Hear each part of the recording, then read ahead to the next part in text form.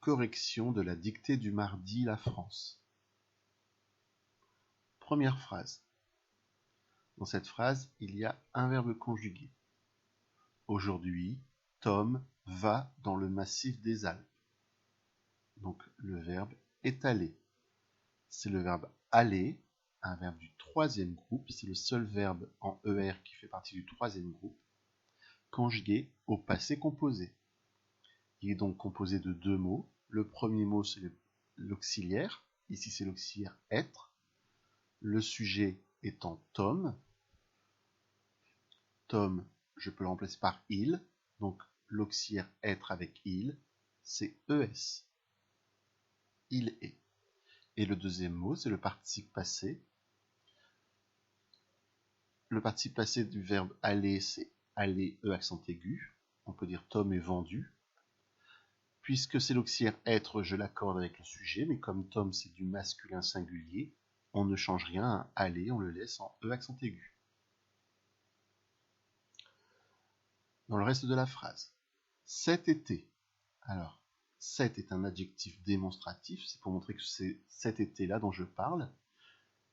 Il s'accorde donc, c'est un déterminant qui s'accorde avec le nom. Été étant du masculin, on dit un été. Cet va s'écrire avec un seul T. Donc attention, c'était un piège. L'été, bon, je pense que vous savez tous écrire été. Dans le massif des Alpes, le mot massif était dans la liste de mots, on n'oublie pas les deux S. Et les Alpes, c'est un nom propre, on n'oublie pas la majuscule. Deuxième phrase, il y a deux verbes. Aujourd'hui, il escalade plusieurs sommets et peut observer la variété de la faune dans les montagnes.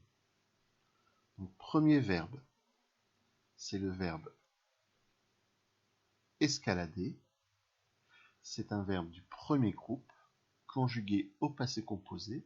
Son sujet, c'est il,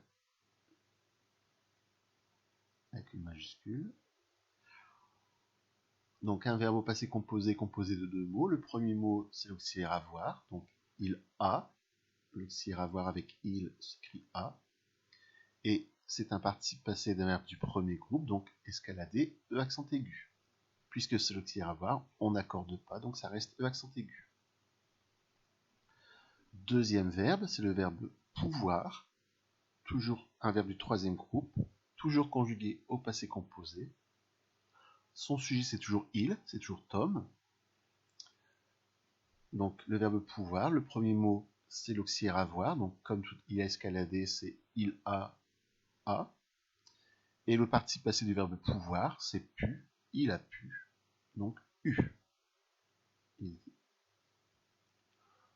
Dans le reste de la phrase, plusieurs, c'est un mot invariable, il était dans la liste de mots, donc on n'oublie pas le S à plusieurs, et donc puisqu'il y en a plusieurs des sommets, on n'oublie pas le S à sommet.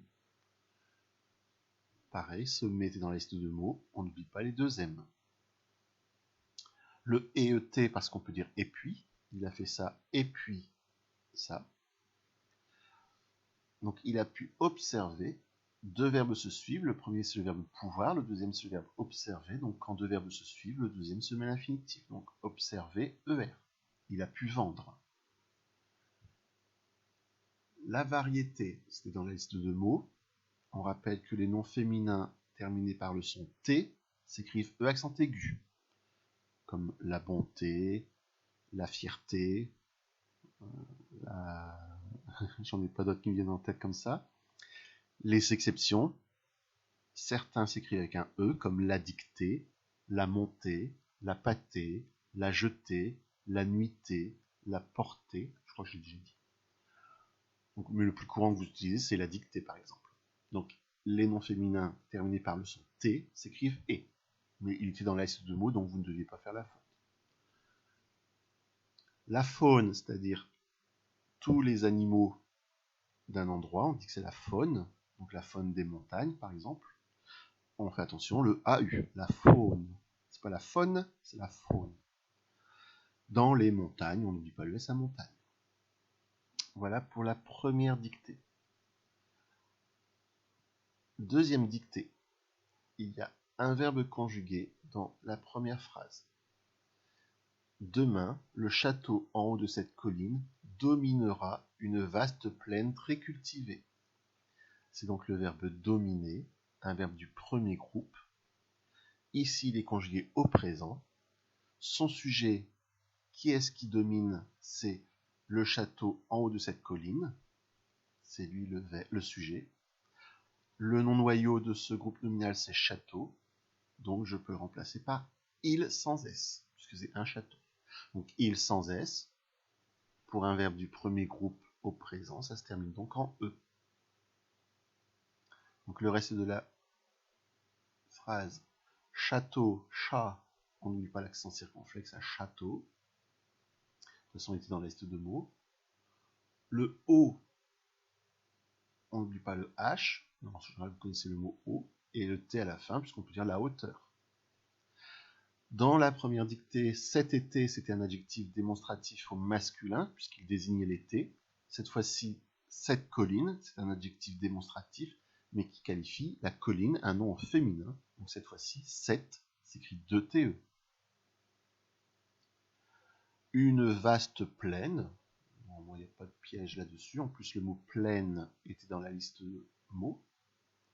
Très cultivée, c'est la plaine qui est cultivée. Donc on l'accorde, c'est un adjectif qualificatif qui qualifie la plaine. Il est épithète puisqu'il est juste à côté du nom plaine. On l'accorde, donc on met un E à cultiver. Et enfin, dernière phrase. Le roi de notre pays y séjourne quelques jours au présent. Demain, le roi de notre pays y séjournera quelques jours. Le verbe, c'est donc le verbe séjourner, un verbe du premier groupe, conjugué au présent, au passé composé. Son sujet, qui est-ce qui a séjourné? C'est le roi de notre pays. Le nom noyau de ce groupe nominal, c'est roi, donc du masculin singulier. Je peux remplacer par il.